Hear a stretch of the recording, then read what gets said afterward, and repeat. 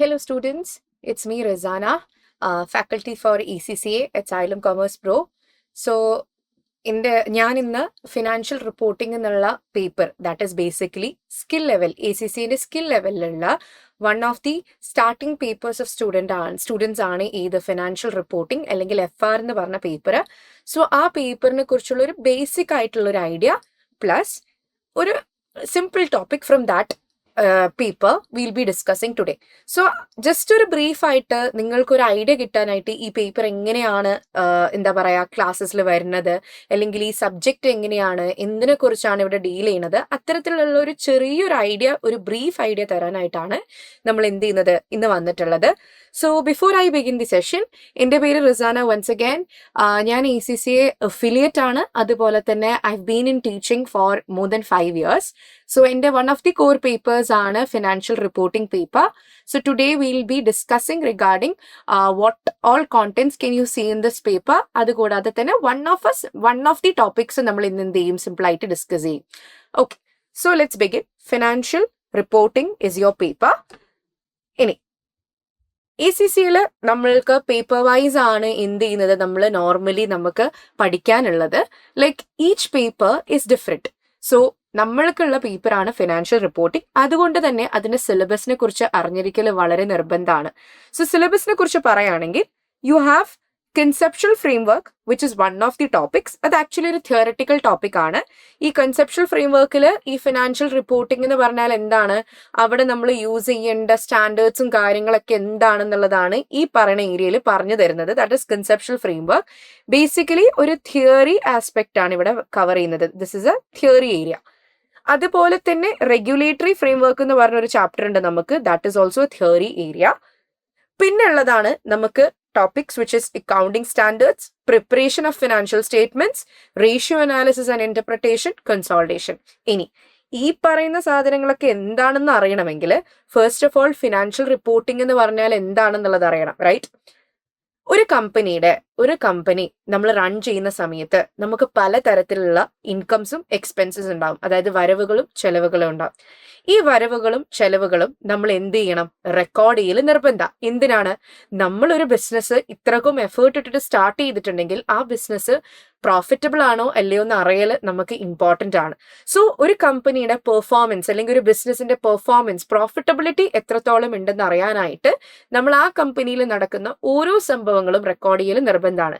ഇനി റെക്കോർഡ് ചെയ്യാൻ പറ്റുക ഇങ്ങനത്തെ കാര്യങ്ങളാണ് നമുക്ക് നമ്പേഴ്സിൽ എഴുതാൻ പറ്റുന്നത്. ഫോർ എക്സാമ്പിൾ, ഇന്ന് നമ്മൾ നമ്മുടെ സ്റ്റാഫ്സിന് സാലറി കൊടുത്തു $5,000. അത് ആക്ച്വലി നമുക്ക് റെക്കോർഡ് ചെയ്യാൻ പറ്റും. അതിനത് കമ്പനിയുടെ ചെലവുകളാണ്. ഇങ്ങനെ ത്രൂ ഔട്ട് എ ഇയർ കമ്പനിക്ക് എന്തൊക്കെ ചെലവുകളുണ്ട്, എന്തൊക്കെ വരവുകളുണ്ട്, കമ്പനിക്ക് എത്ര കടങ്ങളുണ്ട്, കമ്പനിക്ക് സ്വന്തമായിട്ട് എത്ര ആസ്തിയുണ്ട്, ഈ പറയുന്ന കാര്യങ്ങളൊക്കെ റെക്കോർഡ് ചെയ്യൽ നിർബന്ധമാണ്. അത് റെക്കോർഡ് ചെയ്താൽ മാത്രം പോരാ, ഇതിന് പ്രസന്റും കൂടി ചെയ്യണം. അതായത് നമ്മൾ നമ്മുടെ ലോവർ ക്ലാസ്സസിൽ പഠിച്ചിട്ടുണ്ടാവാം. അതായത് ഒരു കമ്പനി ഓൺ ചെയ്യുന്നത്, ഫോർ എക്സാമ്പിൾ ഒരു കമ്പനി ഓൺ ചെയ്യുന്നത് ആ കമ്പനിയുടെ owners called as shareholders ആണ്. മോസ്റ്റ്ലി ആ കമ്പനിയിൽ ഫണ്ട് കൊണ്ടുവരുന്ന വ്യക്തികളാണ് ആര്, ഈ ഷെയർ ഹോൾഡേഴ്സ്. പക്ഷെ കമ്പനി ഓൺ ചെയ്യുന്നത് ഇവരാണെങ്കിൽ പോലും കമ്പനി റൺ ചെയ്യാനും കൺട്രോൾ ചെയ്യാനും വേണ്ടിയിട്ട് അവർ ആരെ അപ്പോയിന്റ് ചെയ്യും, ബോർഡ് ഓഫ് ഡയറക്ടേഴ്സിനെ അപ്പോയിന്റ് ചെയ്യും.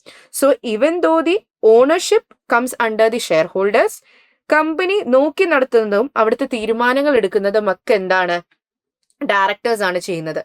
സോ ഇങ്ങനെ ചെയ്യുന്ന സമയത്ത് ഡയറക്ടേഴ്സിന് മാത്രമേ കമ്പനിയിൽ നടക്കുന്ന ഓരോ കാര്യങ്ങളെ കുറിച്ച് അറിയത്തുള്ളൂ, അല്ലേ? പക്ഷെ ഫണ്ട് കൊണ്ടിട്ടത് ആരാ, ഷെയർ ഹോൾഡേഴ്സ്. സോ അവർക്ക് അറിയണമല്ലോ കമ്പനിയുടെ പെർഫോമൻസ് എങ്ങനെയാണ്, കമ്പനി എങ്ങനെയാണ്, പ്രോഫിറ്റബിൾ ആണോ അല്ലയോ എന്നുള്ളത്. അതിനുവേണ്ടി ഈ ഡയറക്ടേഴ്സ് എന്ത് പ്രിപ്പയർ ചെയ്യും, ഡയറക്ടേഴ്സ് വിൽ പ്രിപ്പയർ റിപ്പോർട്ട്സ്. കമ്പനിയെ കുറിച്ചുള്ള റിപ്പോർട്ടുകൾ തയ്യാറാക്കും. അതായത് എല്ലാ വർഷവും എൻഡിങ്ങിൽ കമ്പനിയുടെ ഒരു സകല റിപ്പോർട്ട്, അതായത് കമ്പനിക്ക് എത്ര ചെലവുകൾ, എത്ര വരവുകൾ, എത്ര കടങ്ങൾ, എത്ര ലാഭം, ഇങ്ങനെയുള്ള ഒരു വലിയ റിപ്പോർട്ട് പ്രിപ്പയർ ചെയ്തിട്ട് ഈ ഡയറക്ടേഴ്സ് അത് ആർക്ക് സബ്മിറ്റ് ചെയ്യും, ഈ ഷെയർ ഹോൾഡേഴ്സിന് അത് സബ്മിറ്റ് ചെയ്യും. സോ ഈ പ്രിപ്പയർ ചെയ്യണ റിപ്പോർട്ട്സിനെയാണ് നമ്മൾ എന്ത് വിളിക്കുന്നത്, ഫിനാൻഷ്യൽ സ്റ്റേറ്റ്മെന്റ്സ്. സോ കമ്പനിയെ കുറിച്ചുള്ള സകല ഡീറ്റെയിൽസും regarding the profit, loss, income, expense, capital, liability, അതായത് കടങ്ങൾ, ഈ പറയുന്ന സകല കാര്യങ്ങളും ഷെയർ ഹോൾഡേഴ്സിനെ അറിയിക്കാനായിട്ട് എല്ലാ വർഷവും മുടങ്ങാതെ ഒരു കമ്പനിയുടെ ഡയറക്ടേഴ്സ് പ്രിപ്പയർ ചെയ്യുന്ന റിപ്പോർട്ടുകളെയാണ് നമ്മൾ എന്ത് വിളിക്കുക? Financial statements. ഇതിൽ പ്രോഫിറ്റ് കണ്ടുപിടിക്കുന്ന സ്റ്റേറ്റ്മെന്റ്സ്, കമ്പനിയുടെ നിലവിലുള്ള പൊസിഷൻ കണ്ടുപിടിക്കുന്ന സ്റ്റേറ്റ്മെന്റ്, കമ്പനിയിലെ ഫണ്ട് എത്രത്തോളം മാറ്റം വന്നിട്ടുണ്ട്, കമ്പനിയുടെ ക്യാഷിന്റെ അവസ്ഥ എന്താണ്, ഈ പറയുന്ന സകല കാര്യങ്ങളെക്കുറിച്ചും ഇങ്ങനെയുള്ളൊരു സ്റ്റേറ്റ്മെന്റിൽ അവർ പ്രസന്റ് ചെയ്യും. ആൻഡ് ഈ സ്റ്റേറ്റ്മെന്റ്സ് ഷെയർ ഹോൾഡേഴ്സിന് സബ്മിറ്റ് ചെയ്യും. സോ ഈ ഫിനാൻഷ്യൽ സ്റ്റേറ്റ്മെന്റ് പ്രിപ്പയർ ചെയ്യലാണ് ആസ് എ ഫിനാൻഷ്യൽ റിപ്പോർട്ടിംഗ് എന്നുള്ള ഈ ഒരു പേപ്പറിൽ നമുക്ക് പഠിക്കാനുള്ളത്. സോ ആസ് എൻ അക്കൗണ്ടന്റ് ഇത് നമ്മളുടെ റെസ്പോൺസിബിലിറ്റി ആണ്. നമ്മൾ എന്ത് പ്രിപ്പയർ ചെയ്യാന്നുള്ളത്? ഫിനാൻഷ്യൽ സ്റ്റേറ്റ്മെന്റ്സ് പ്രിപ്പയർ ചെയ്യാന്നുള്ളത്. ഇനി നമുക്ക് തോന്നിയതുപോലെ നമുക്ക് ഈ സ്റ്റേറ്റ്മെന്റ് പ്രിപ്പയർ ചെയ്യാൻ പറ്റില്ല. കാരണം we have to submit to the share holders. അതുകൊണ്ട് തന്നെ ഈ ഫിനാൻഷ്യൽ സ്റ്റേറ്റ്മെന്റ്സ് പ്രിപ്പയർ ചെയ്യാനായിട്ട് ആവശ്യമായിട്ടുള്ള റൂൾസ്, അതുപോലെ തന്നെ സ്റ്റാൻഡേർഡ്സ്, റെഗുലേഷൻസ്, കാര്യങ്ങളൊക്കെ നമുക്ക് പഠിക്കാനുണ്ട്. ആൻഡ് അതൊക്കെ പഠിച്ചു കഴിഞ്ഞാൽ മാത്രമേ നമുക്കൊരു പ്രോപ്പർ സ്റ്റേറ്റ്മെന്റ് അല്ലെങ്കിൽ റിപ്പോർട്ട് വരച്ച് ഷെയർ ഹോൾഡേഴ്സിന് സബ്മിറ്റ് ചെയ്യാൻ പറ്റുള്ളൂ. ഈ റൂൾസും സ്റ്റാൻഡേർഡ്സും ഒക്കെ എന്തൊക്കെയാണെന്നുള്ളത് നമുക്ക് പഠിക്കാനുണ്ട് ഈ പേപ്പറിൽ. ആൻഡ് ഫൈനലി ആ റൂളൊക്കെ പാലിച്ചുകൊണ്ട്, ആ സ്റ്റാൻഡേർഡ്സ് ഒക്കെ പാലിച്ചുകൊണ്ട് നമുക്കൊരു സ്റ്റേറ്റ്മെന്റ് ഉണ്ടാക്കാനുണ്ട്. അതാണ് ആക്ച്വലി ഈ പറഞ്ഞ ഒരു പേപ്പറിലെ മെയിൻ കോണ്ടന്റ്. ഓക്കെ, അപ്പൊ അങ്ങനെയാണെങ്കിൽ ഞാനിപ്പോൾ ഈ പറഞ്ഞ പോലെ എന്തൊക്കെയാണ് ബേസിക് ആയിട്ട് നിങ്ങൾ യൂസ് ചെയ്യേണ്ട ഐറ്റംസ്, ഈ പറയുന്ന കാര്യങ്ങളെ കുറിച്ചൊക്കെ തിയറിറ്റിക്കലി എക്സ്പ്ലെയിൻ ചെയ്യുന്ന ഒരു ഏരിയ ആണ് കൺസെപ്ഷ്യൽ ഫ്രെയിംവർക്കും റെഗുലേറ്ററി ഫ്രെയിംവർക്ക്. ഇനി ഞാൻ പറഞ്ഞല്ലോ റിപ്പോർട്ട് പ്രിപ്പയർ ചെയ്യണമെങ്കിൽ നമുക്ക് കുറച്ച് സ്റ്റാൻഡേർഡ്സും റൂൾസും പാലിക്കാനുണ്ടെന്നുള്ളത്. ആ സ്റ്റാൻഡേർഡ്സിനെയാണ് എന്ത് വിളിക്കുക? അക്കൗണ്ടിങ് സ്റ്റാൻഡേർഡ്സ് എന്ന് വിളിക്കുക. ആ സ്റ്റാൻഡേർഡ്സിനെയാണ് നമ്മൾ എന്ത് വിളിക്കുക? Accounting standards. And accounting standards 2 തരത്തിലുണ്ട്, IFRS ആൻഡ് IAS. സോ നമുക്ക് 2 തരത്തിലുള്ള സ്റ്റാൻഡേർഡ്സ് പഠിക്കാനുണ്ട്, IFRS ആൻഡ് IAS. അതിൽ IFRS എന്ന് പറഞ്ഞു കഴിഞ്ഞാൽ ബേസിക്കലി എന്താണ്? ഇന്റർനാഷണൽ, അതിന്റെ ഫുൾ ഫോം ആണ് international financial reporting standards. International financial reporting standards. IFRSന്റെ ഫുൾ ഫോം ആണ് international financial reporting standards. And IASന്റെ ഫുൾ ഫോം ആണ് international accounting standards. International accounting standards. So IASഉം IFRSഉം ആക്ച്വലി നമ്മൾ പാലിക്കേണ്ട റൂൾസിന്റെ കുറച്ച് പേരാണ്. ആൻഡ് ഈ റൂൾസിൽ തന്നെ നമുക്കുണ്ട് IFRS 1, IFRS 2, IFRS 3, IAS 1, 2, 3 അങ്ങനെ കുറെ നമ്പേഴ്സ് ഇട്ടിട്ട് നമുക്ക് കുറച്ച് റൂൾസ് ഉണ്ട്. ആ റൂൾസ് ഒക്കെ പഠിച്ചിട്ടാണ് നമ്മൾ എന്തിലേക്ക് കിടക്കുക? നമ്മളുടെ ഫിനാൻഷ്യൽ സ്റ്റേറ്റ്മെന്റ്, അതായത് ആ റിപ്പോർട്ടിന്റെ പ്രിപ്പറേഷനിലേക്ക് കിടക്കുക. ഇനി റിപ്പോർട്ട് പ്രിപ്പയർ ചെയ്ത് സബ്മിറ്റ് ചെയ്താൽ മാത്രം പോരാ, ആ റിപ്പോർട്ടിനെ കുറിച്ച് നിങ്ങൾക്ക് എന്താണ് വിലയിരുത്താനുള്ളത് അതും കൂടി പറഞ്ഞു കൊടുക്കണം. ഫോർ എക്സാമ്പിൾ, എല്ലാ കൊല്ലവും ഫിനാൻഷ്യൽ സ്റ്റേറ്റ്മെന്റ്സ്, അതായത് ഈ റിപ്പോർട്ട്സ് റെഡിയാക്കുന്നത് കൊണ്ട് തന്നെ ഡയറക്ടേഴ്സിന് മനസ്സിലാക്കാൻ പറ്റും ഏത് കൊല്ലമാണ് കമ്പനിയുടെ പെർഫോമൻസ് മെച്ചപ്പെട്ടിട്ടുള്ളത്, ഏത് കൊല്ലമാണ് കമ്പനിയുടെ പെർഫോമൻസ് ഒരു ഡിക്ലൈനിലേക്ക് പോയത്, എപ്പോഴാണ് കമ്പനിയുടെ കടങ്ങൾ കുറഞ്ഞത്, എപ്പോഴാണ് അധികമുള്ളത്, എപ്പോഴാണ് ഇൻകംസ് കൂടുതൽ, എപ്പോഴാണ് എക്സ്പെൻസസ് കുറവ്. ഇങ്ങനെയുള്ള ഒരു അനാലിസിസ് അല്ലെങ്കിൽ ഒരു ഇന്റർപ്രിട്ടേഷൻ നടത്താനായിട്ട് ഡയറക്ടേഴ്സിനെ കൊണ്ട് സാധിക്കും. ആൻഡ് അത് ചെയ്തു കൊടുക്കലും നിർബന്ധമാണ്. അവിടെയാണ് നമ്മൾ എന്ത് പഠിക്കണേ? Ratio analysis and interpretation. So report prepare ചെയ്താൽ മാത്രം പോരാ, you need to explain regarding how well the company is moving അല്ലെങ്കിൽ how bad the company is going. അതിനെ കുറിച്ചൊരു ഇന്റർപ്രിട്ടേഷൻ കൊടുക്കണം. ഇനി ഇതൊക്കെ കഴിഞ്ഞ് there is another area called as consolidation. Consolidation ഒരു ഇൻഡിപെൻഡന്റ് ടോപ്പിക് ആണ്, അതായത് ഒരു സെപ്പറേറ്റ് ഏരിയ ആണ്. വേറെ 2 കമ്പനികൾ ഒരുമിക്കുമ്പോൾ എങ്ങനെയാണ് റിപ്പോർട്ടുകൾ റെഡിയാക്കേണ്ടത് പറഞ്ഞു തരുന്ന ഒരു ഏരിയ ആണ് കൺസോളിഡേഷൻ. അതായത് A എന്ന് പറഞ്ഞൊരു കമ്പനിയും B എന്ന് പറഞ്ഞൊരു കമ്പനിയും 2 പേരും കൂടി ഒരുമിക്കുകയാണെങ്കിൽ, ഇവർ ഒറ്റക്കെട്ടായി വർക്ക് ചെയ്യുകയാണെങ്കിൽ, ഒരുമിക്കുകയാണെങ്കിൽ, അത് അക്വയർ ചെയ്യുക, വാങ്ങുക, ടേക്ക് ഓവർ ചെയ്യുക എന്നൊക്കെ പറയണില്ലേ, ഇവർ ഒരുമിക്കുകയാണെങ്കിൽ ഇവർ 2 പേരും കൂടി ഒരുമിച്ചുള്ള പെർഫോമൻസ് എത്രയായിരിക്കും, ചെലവുകൾ, വരവുകൾ എന്നൊക്കെ പ്രസന്റ് ചെയ്യാനായിട്ട് നിങ്ങൾക്ക് ഉണ്ടാവും. അപ്പോൾ നിങ്ങൾ പ്രിപ്പയർ ചെയ്യണ സ്റ്റേറ്റ്മെന്റുകളാണ് ഈ കൺസോളിഡേഷനിലൂടെ ചെയ്യണ കൺസോളിഡേറ്റഡ് സ്റ്റേറ്റ്മെന്റ്സ് എന്ന് പറയാം. സോ ഈ പറയുന്ന സകല ഏരിയാസ് ആണ് നിങ്ങളുടെ FR സിലബസിൽ വരുന്നത്. And FR syllabus is actually wide. ഇങ്ങനെ മാത്രമേ ലിസ്റ്റ് ചെയ്യുന്നുള്ളെങ്കിൽ പോലും ഈ പറയുന്ന അക്കൗണ്ടിങ് സ്റ്റാൻഡേർഡ്സിൽ ഇഷ്ടം പോലെ സ്റ്റാൻഡേർഡ്സ് നിങ്ങൾക്ക് പഠിക്കാനുണ്ട്. ഓക്കെ അല്ലേ? So this is what is your syllabus content of financial reporting. ഇനി എക്സാമിന്റെ ഫോമാറ്റ്, ACCന്റെ exam format regarding financial reporting paper ആണ്. നിങ്ങളുടെ പേപ്പർ വരുന്നത് 100 മാർക്സിനാണ്. 100 മാർക്കാണ് നിങ്ങളുടെ എല്ലാ ACCയുടെ പേപ്പേഴ്സും വരുന്നത്. ഈ FR എന്നുള്ള പേപ്പർ നിങ്ങൾക്ക് എഴുതാനായിട്ട് അനുവദിച്ചിരിക്കുന്ന ടൈം വുഡ് ബി 3 hours. 3 മണിക്കൂർ സമയമാണ് നിങ്ങൾക്ക് ഈ 100 മാർക്കിന്റെ പേപ്പർ ഓഫ് ഫിനാൻഷ്യൽ റിപ്പോർട്ടിംഗ് എഴുതി തീർക്കാൻ വേണ്ടിയിട്ട് തന്നിട്ടുള്ളത്.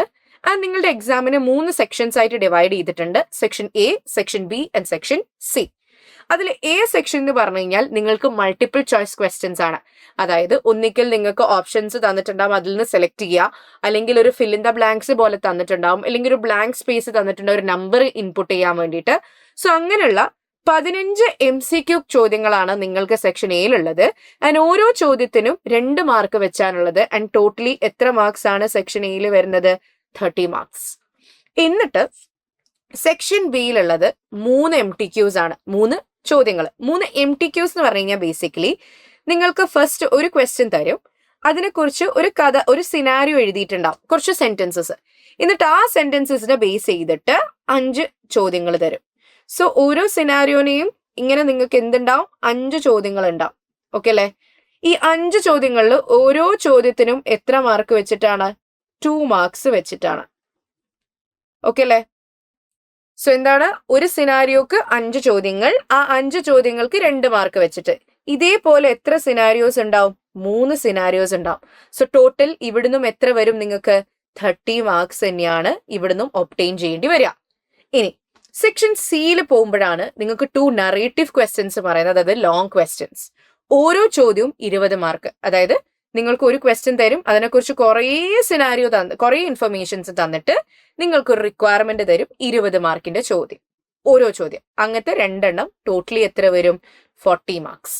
സോ ബേസിക്കലി നിങ്ങൾക്ക് 3 സെക്ഷൻസ് ആണ്. 30, 30, 40 മാർക്സ്. ടോട്ടൽ എത്രയാണ്? 100 marks, which is to be done within a time of 3 hours. And നിങ്ങളുടെ പാസ് മാർക്കാണ് ACCന്റെ എല്ലാ പേപ്പേഴ്സിന്റെയും പാസ് ആവാനുള്ള മാർക്കാണ് നേരെ ഹാഫ്, വിച്ച് ഇസ് 50. നിങ്ങൾ 50 ഒബ്റ്റെയിൻ ചെയ്യുകയാണെങ്കിൽ, നിങ്ങൾ 50 മാർക്സ് ഒബ്റ്റെയിൻ ചെയ്യുകയാണെങ്കിൽ definitely you going to pass the paper. Okay അല്ലേ? സോ ഇതാണ് നിങ്ങളുടെ ഒരു എക്സാം ഫോമാറ്റ് എന്ന് പറയുകയാണെങ്കിൽ. ആൻഡ് ഈ എക്സാം ഫോമാറ്റിൽ നിങ്ങളുടെ ഹോൾ സിലബസ് കവേർഡ് ആവുന്നുണ്ട്. So you cannot skip any areas. എല്ലാ പോർഷൻസും നമ്മൾ പഠിക്കാനുണ്ട്. I hope the exam format for financial reporting paper of ACC is clear.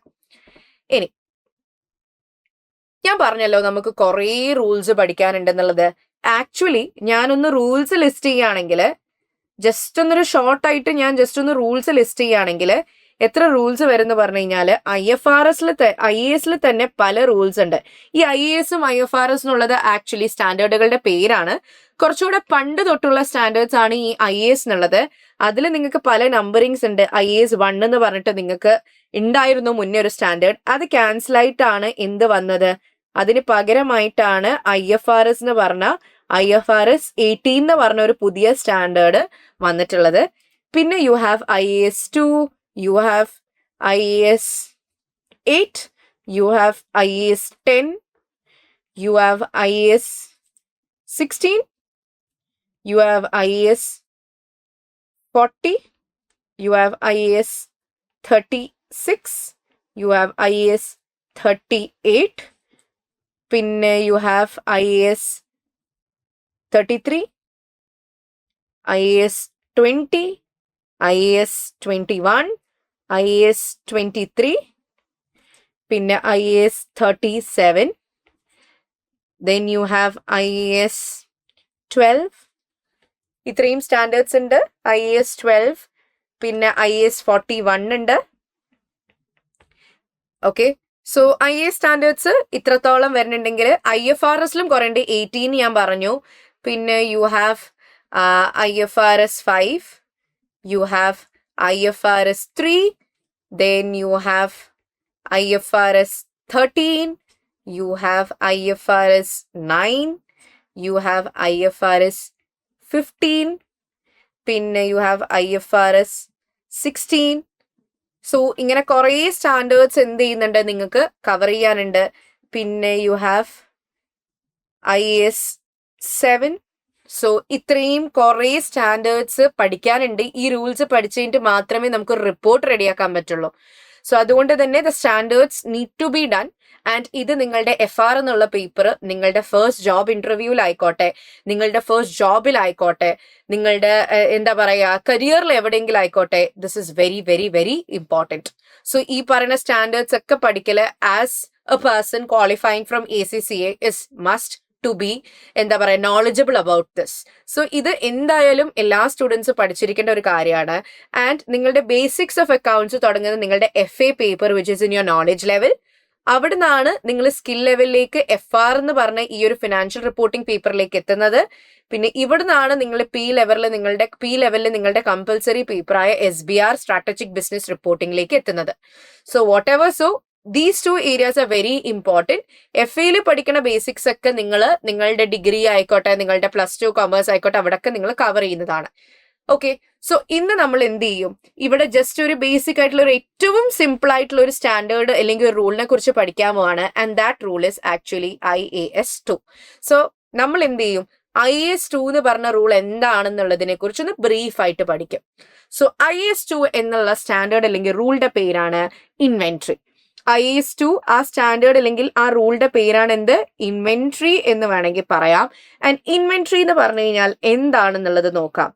Inventories are goods bought by the company with an intention to resell. Meaning, ഓരോ കമ്പനിയും വിൽക്കാനായിട്ട് സാധനങ്ങൾ ഇറക്കി വെക്കുമല്ലോ. എൻ്റെ company ഒരു കാർ സെല്ലിംഗ് ബിസിനസ് ആണെങ്കിൽ ഞാൻ കാർസ് എന്ത് ചെയ്യും, ഡിസ്പ്ലേയിൽ വെക്കും. എൻ്റെ കാർസ് എൻ്റെ ഷോറൂമിൽ ഞാൻ വെക്കും. എൻ്റെ ബിസിനസ് എന്താണ്, കാർ സെയിലാണ്. സോ ഈ പറഞ്ഞ കാർ എനിക്ക് എന്താണ്, എൻ്റെ goods bought with an intention to sell. അതായത് ഞാൻ ഇത് വാങ്ങിക്കൊണ്ടുവന്ന് ഇവിടെ വെച്ചത് എന്തിനാണ്, വേറൊരാൾക്ക് കസ്റ്റമേഴ്സിന് മറിച്ച് വിൽക്കാനാണ്. അങ്ങനെ ഒരു ഇന്റൻഷനോട് കൂടി വാങ്ങിക്കൊണ്ടുവന്ന സകല ഐറ്റത്തിനെയും വിളിക്കുന്ന പേരാണ് എന്ത്, ഇൻവെന്ററി. സോ എൻ്റെത് ഇപ്പോൾ ഒരു ഷൂ സെല്ലിംഗ് ബിസിനസ് ആണെങ്കിൽ എൻ്റെ ഷൂസ് എൻ്റെ ഇൻവെന്ററി ആണ്. കാരണം ഞാൻ ഷൂ വാങ്ങിയത് കസ്റ്റമേഴ്സിന് വിൽക്കാനായിട്ടാണ്. എൻ്റെത് കാർ സെല്ലിംഗ് ബിസിനസ് ആണെങ്കിൽ കാർസ് ആർ മൈ ഇൻവെന്ററി. എൻ്റെ ബാഗ് സെല്ലിംഗ് ബിസിനസ് ആണെങ്കിൽ bags are my inventory. So inventory എന്താണ്, വിൽക്കാനുള്ള ഉദ്ദേശത്തോടു കൂടി കമ്പനി വാങ്ങി വെച്ച് സ്റ്റോർ ചെയ്യുന്ന ഐറ്റംസിനെയാണ് എന്ത് പറയാ, ഇൻവെന്ററീസ് എന്ന് പറയാം. ഇനി 2 തരത്തിലുള്ള കമ്പനികൾ ഉണ്ട്. നമ്മൾക്ക് മനസ്സിലാക്കാൻ പറ്റുന്ന 2 തരത്തിലുള്ള കമ്പനീസ് ഉണ്ട്. ഒരു കമ്പനീനെ വിളിക്കുന്ന പേരാണ് എന്ത്, trading company. One type of company is called as trading company and the other one is called as manufacturing company. 2 തരത്തിലുള്ള കമ്പനീസ് ഉണ്ട്, trading company and manufacturing company. Trading company എന്ന് പറഞ്ഞു കഴിഞ്ഞാൽ ബൈ ആൻഡ് സെല്ല് ചെയ്യുന്ന companies. Buy and sell means supplier അടുത്തുനിന്ന് സാധനങ്ങൾ വാങ്ങിക്കൊണ്ടുവന്ന് കസ്റ്റമേഴ്സിന് വിൽക്കുന്നുണ്ടെങ്കിൽ അത്തരത്തിലുള്ള കമ്പനീസ് ആണ് ട്രേഡിംഗ് കമ്പനി. ഫോർ എക്സാമ്പിൾ, എൻ്റെ കമ്പനി ഒരു കാർ സെല്ലിംഗ് ബിസിനസ് ആണെങ്കിൽ ഞാൻ എന്ത് ചെയ്യുന്നു, സപ്ലയർ അടുത്തുനിന്ന് കാർ ഇറക്കുന്നു, കസ്റ്റമറിലേക്ക് കാർ വിൽക്കുന്നു. അതാണ് എന്ത്, ട്രേഡിംഗ് കമ്പനി. ഇനി മാനുഫാക്ചറിംഗ് കമ്പനി എന്താണ്, basically we make and sell. Manufacturing company എന്താണ്, മേക്ക് ആൻഡ് സെൽ. നമ്മൾ എന്ത് ചെയ്യുന്നുണ്ട്, ഈ പറയുന്ന കാറ് നമ്മൾ വാങ്ങുന്നതിന് പകരം we are actually manufacturing it അല്ലെങ്കിൽ മേക്കിംഗ് ഇറ്റ്, പ്രൊഡ്യൂസിങ് ഇറ്റ്. നമ്മൾ തന്നെ കാറ് പ്രൊഡ്യൂസ് ചെയ്ത് നമ്മൾ തന്നെ കസ്റ്റമേഴ്സിനെ വെക്കുകയാണെങ്കിൽ we are called as manufacturing company. So നമ്മൾ വാങ്ങി വിൽക്കുകയാണെങ്കിൽ it is a trading company. Whereas നമ്മൾ തന്നെ പ്രൊഡ്യൂസ് ചെയ്തിട്ട് കസ്റ്റമേഴ്സിനെ വിൽക്കുകയാണെങ്കിൽ we are a manufacturing company. ഈ 2 കമ്പനീസിനും ഇൻവെന്ററീസ് ഉണ്ടാവും, അതായത് ഗുഡ്സ് മെന്റ് ഫോർ സെയിൽ ഉണ്ടാവും. ട്രേഡിംഗ് കമ്പനിയെ സംബന്ധിച്ച് അവർക്ക് ഉണ്ടാവാൻ പോകുന്ന ഇൻവെന്ററിയെ, ട്രേഡിംഗ് കമ്പനിക്ക് ഉണ്ടാവാൻ പോകുന്ന ഇൻവെന്ററിനെ വിളിക്കുന്ന പേരാണ് എന്ത്, ഫിനിഷ്ഡ് ഗുഡ്സ് ഇൻവെന്ററി. അതായത് നമ്മളുടെ സാധനം റെഡി ഫോർ സെയിൽ ആണ്. ഇപ്പൊ ഒരു കസ്റ്റമർ വന്ന് ഈ സാധനം സെലക്ട് ചെയ്താൽ എനിക്ക് ഈ സാധനം കയ്യോടെ തന്നെ കസ്റ്റമറിന് എന്ത് ചെയ്യാൻ പറ്റും, വിൽക്കാൻ പറ്റും. കാരണം ഞാൻ ഇത് ഓൾറെഡി റെഡി ആയിട്ടുള്ള ഒരു പ്രൊഡക്റ്റ് വാങ്ങിക്കൊണ്ടുവന്ന് ഇവിടെ സ്റ്റോക്ക് ചെയ്തതാണ്. കസ്റ്റമർ വന്ന് ചോദിക്കുമ്പോൾ ഞാനത് എന്ത് ചെയ്യുന്നു, സെൽ ഓഫ് ചെയ്യുന്നു. അത്തരത്തിലുള്ള ഇൻവെന്ററീസിനെയാണ് എന്ത് വിളിക്കുക, finish goods inventory. And trading കമ്പനീസിന് ഏത് ഇൻവെന്ററിയാണ് ഉണ്ടാവുക, ഫിനിഷ് ഗുഡ്സ് ഇൻവെന്ററി ആണ് പൊതുവെ ഉണ്ടാവാറ്. ഫിനിഷ് ഗുഡ്സ് ഇൻവെന്ററി ആണ് പൊതുവെ എന്ത് ചെയ്യുക, ട്രേഡിംഗ് കമ്പനീസിന് ഉണ്ടാവാറ്. ഇനി മാനുഫാക്ചറിംഗ് കമ്പനിയെ സംബന്ധിച്ച് അവർക്ക് ഗുഡ്സ് എന്ത് ചെയ്യാനുണ്ട്, പ്രൊഡ്യൂസ് ചെയ്തിട്ട് വേണം വിൽക്കാൻ. സോ പ്രൊഡ്യൂസ് ചെയ്യാനായിട്ട് അവർക്ക് റോ മെറ്റീരിയൽസ് ആവശ്യമാണ്. ഇപ്പൊ കാർ മാനുഫാക്ചറിങ് ആണെങ്കിൽ അതിന്റെ ഓരോ പാർട്സും പ്രിപ്പയർ ചെയ്യാനായിട്ട് പ്രൊഡ്യൂസ് ചെയ്യാനായിട്ട് ഓരോ പാർട്സിനും ആവശ്യമായിട്ടുള്ള മെറ്റീരിയൽസ് ഉണ്ട്.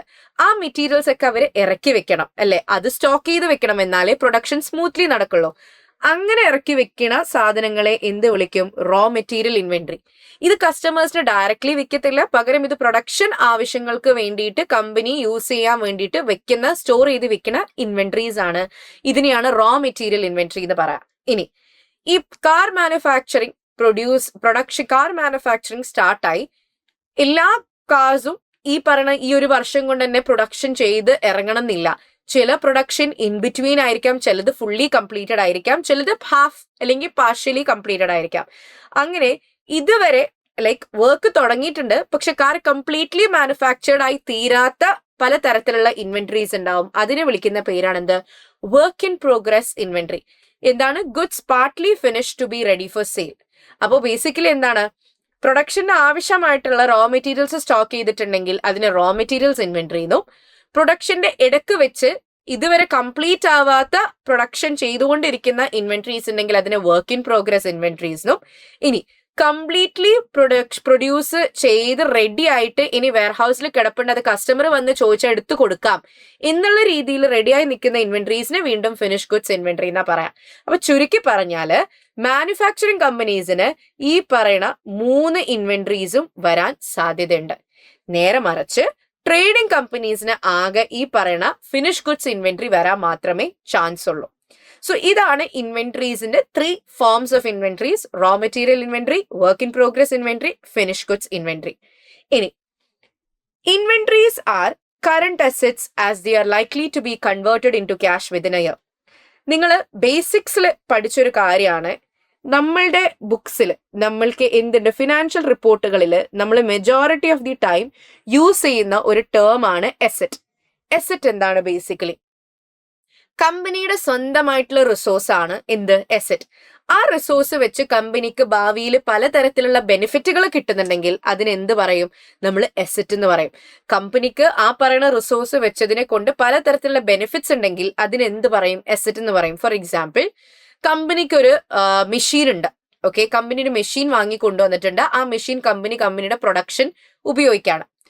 സോപ്പ് മാനുഫാക്ചറിങ് ആണെന്ന് വിചാരിക്കാം. അപ്പൊ ഈ പറയുന്ന മെഷീന് കമ്പനിക്ക് ഒരു അസെറ്റ് ആണ്. എന്തുകൊണ്ടാ?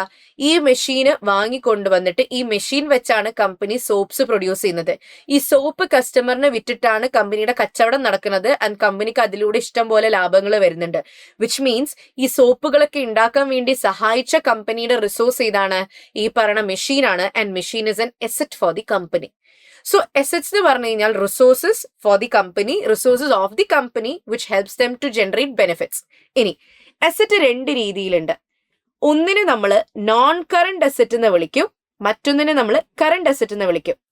മോർ ദാൻ 1 ഇയറിലേക്ക് ഉപയോഗിച്ച് ഭാവിയിൽ ബെനിഫിറ്റ് ഉണ്ടാക്കാൻ വേണ്ടിയിട്ട് കൊണ്ടുവന്ന റിസോഴ്സുകളെ നോൺ കറന്റ് അസെറ്റ്സ് എന്ന് വിളിക്കും. ഇപ്പൊ ഈ മെഷീന്റെ കേസ് ആയിക്കോട്ടെ, മെഷീൻ നമ്മൾ വാങ്ങിയാൽ എന്തായാലും മോർ ദാൻ എ ഇയർ നമ്മൾ ഈ മെഷീൻ വെച്ച് സോപ്പുകൾ ഉണ്ടാക്കി പ്രൊഡ്യൂസ് ചെയ്ത് ബെനിഫിറ്റ് ഉണ്ടാക്കും. സോ മെഷീൻസ് എന്താണ്? നോൺ കറന്റ് അസെറ്റ് ആണ്, because we are going to use it for more than 1 year. നേരെ മറിച്ച് കറന്റ് അസെറ്റ്സ് എന്താണ്? ഒരു വർഷത്തിന്റെ അകത്ത് ക്യാഷിന്റെ രൂപത്തിലേക്ക് കൺവേർട്ട് ചെയ്യാൻ പറ്റുന്ന അസെറ്റ്സിനെയാണ് കറന്റ് അസെറ്റ് എന്ന് വിളിക്കുക. For example, inventory. ഈ പറയുന്ന ഇൻവെന്ററീസ് ഇല്ലേ, നമ്മൾ സാധനം വിൽക്കാനായിട്ട് വേണ്ടിയിട്ട് സ്റ്റോർ ചെയ്ത് വെക്കുന്ന സാധനങ്ങൾ. നമ്മൾ ഓരോ സാധനങ്ങളും സ്റ്റോർ ചെയ്യുമ്പോൾ ഒരു കൊല്ലത്തിന്റെ ഉള്ളിൽ നമ്മൾ ആ ഇറക്കി വെച്ച സാധനങ്ങൾ വിൽക്കാൻ വേണ്ടി ശ്രമിക്കും. കാരണം ഇല്ലെങ്കിൽ അത് ഔട്ട്ഡേറ്റഡ് ആയി പോവും, പഴകിപ്പോവും. സോ വിതിൻ എ ഇയർ നമ്മൾ എന്ത് ചെയ്യുന്നുണ്ട്? ഈ ഇൻവെന്ററി കസ്റ്റമറിന് വിറ്റാൽ കസ്റ്റമർ നമുക്ക് ക്യാഷ് ആയിട്ട് എന്ത് ചെയ്യും? ക്യാഷ് ആയിട്ട് പേയ്മെന്റ് തരും. So what is happening? ഈ അസെറ്റ് വിതിൻ എ ഇയർ ക്യാഷിന്റെ രൂപത്തിലേക്ക് കൺവേർട്ട് ആവുന്നുണ്ട്. വേറൊന്നാണ് ചിലപ്പോൾ റിസീവബിൾസ് എന്ന് പറഞ്ഞൊരു കാര്യമുണ്ട്. അതായത് നമ്മൾ ഈ പറയുന്ന ഇൻവെന്ററി വിറ്റു, പക്ഷെ വിറ്റപ്പോൾ തന്നെ ക്യാഷ് വാങ്ങില്ല. കസ്റ്റമറിനോട് പറഞ്ഞു ഒരു 30 ദിവസം കഴിഞ്ഞിട്ടൊക്കെ പൈസ തന്നാൽ മതി എന്ന് പറഞ്ഞു. അപ്പൊ ആക്ച്വലി എനിക്ക് കിട്ടാനുള്ള പൈസയാണത് അല്ലെ? അപ്പൊ ഇത് റിസീവബിൾ. 30 ദിവസം കഴിയുമ്പോൾ ആ റിസീവബിൾ എനിക്ക് എന്ത് ചെയ്യും? പൈസ തരും. അപ്പൊ അത് ക്യാഷിന്റെ രൂപത്തിലേക്ക് മാറി. സോ ഈ പറയുന്ന ഐറ്റംസ് ഒക്കെ ക്യാഷിന്റെ രൂപത്തിലേക്ക് കൺവേർട്ട് ആവുന്നത് വിതിൻ എ ഇയർ ആണ്. അപ്പൊ ഇതിനൊക്കെ എന്തെന്ന് പറഞ്ഞ് നമ്മൾ വിളിക്കും? Current assets. അപ്പൊ കറന്റ് അസെറ്റ്സിന്റെ വൺ ഓഫ് ദി എക്സാമ്പിൾ ആണ് എന്ത്? Inventory. So inventories are an example of current assets because they are likely to be converted to cash within a year. അപ്പൊ ഇൻവെന്ററിനെ കുറിച്ചുള്ള ഒരു ബേസിക് ഐഡിയ കിട്ടി. ഇനി നമുക്ക് FRൽ എന്താണ് പഠിക്കാനുള്ളത്? ഇൻവെന്ററി എന്താണെന്നുള്ളത് മാത്രമല്ല, ഈ ഇൻവെന്ററിന്റെ കണക്ക് നമ്മൾ വെക്കണം. നമ്മൾ എത്ര സാധനങ്ങൾ ഇറക്കി, അതിൽ എത്ര സാധനങ്ങൾ വിറ്റു, ബാക്കി എത്ര സാധനങ്ങൾ കിടപ്പുണ്ട്, ഇതൊക്കെ നമ്മൾ നിർബന്ധമായും കണക്ക് വെച്ചിരിക്കണം. എന്നാലേ നമുക്ക് കൊല്ലവസാനം എത്ര കച്ചവടം നടന്നു, ഇനി എത്ര സാധനങ്ങൾ ഇറക്കി വെച്ചിട്ടുണ്ട്, എത്ര ചെലവ് വന്നിട്ടുണ്ട് എന്നൊക്കെ നമുക്ക് അറിയത്തുള്ളൂ. അപ്പൊ അതിനു വേണ്ടിയിട്ടാണ് നമ്മൾ എന്ത് പഠിക്കുന്നത്? Measurement of inventory. Measurement of ഇൻവെന്ററിയിൽ എന്താണ് നമ്മൾ നോക്കുന്നത്? ഈ ഇൻവെന്ററി എന്ന് പറഞ്ഞ് നമ്മൾ കാണിക്കേണ്ട ഫിഗേഴ്സ് എത്രയാണ്, എങ്ങനെയാണ് കണക്ക് വെക്കേണ്ടതെന്നുള്ളത്. ഇനി മെഷർമെന്റ് 2 സമയത്ത് ചുരുങ്ങിയത് ചെയ്തിരിക്കണം. ഒന്ന് തുടക്കത്തിലും ഒന്ന് ഇയർ എൻഡ് എന്ന് പറഞ്ഞ സമയത്തും.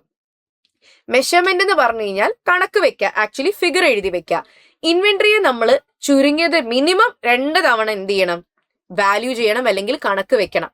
ആദ്യമായിട്ട് ചെയ്യേണ്ടത് ഇനീഷ്യലി ആണ്. അതായത് നിങ്ങൾ ഇൻവെന്ററി ആദ്യമായിട്ട് കൊണ്ടുവരുമ്പോൾ, ഒന്നിക്കൽ നിങ്ങളുടെ കമ്പനി ആദ്യമായിട്ട് ഇൻവെന്ററി ഉണ്ടാക്കി അത് സെല് ചെയ്യാൻ വേണ്ടി റെഡിയാക്കി വെച്ച സമയത്ത്, അല്ലെങ്കിൽ നിങ്ങൾ ആദ്യമായിട്ട് ഇൻവെന്ററി സപ്ലയറിനെ വിളിച്ച് പറഞ്ഞ് ഇറക്കി നിങ്ങളുടെ വെയർഹൗസിൽ വെക്കില്ലേ, ആ സമയത്ത് നിങ്ങൾ അതിന്റെ കണക്ക് വെച്ചിരിക്കണം. കാരണം എത്ര സാധനങ്ങൾ ഇറക്കി എന്നുള്ളൊരു കണക്ക് നിങ്ങൾക്ക് വേണം, അത് നിർബന്ധമാണല്ലോ. സോ അതിനെയാണ് നമ്മൾ എന്ത് പറയാ? Initial measurement. ഇനീഷ്യൽ മെഷർമെന്റിനെയാണ് ചില സമയത്ത് നമ്മൾ എന്തും കൂടി പറയാ? Opening balance of inventory. നമ്മൾ ഇവിടെ പറയാൻ പോകുന്നത് എന്താണ്? Opening balance of inventory.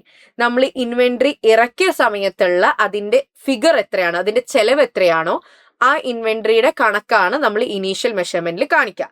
And ഇൻവെന്ററിയുടെ ഏത് ഫിഗർ ആണ് നമ്മൾ തുടക്കത്തിൽ കാണിക്കേണ്ടത്? കോസ്റ്റ്.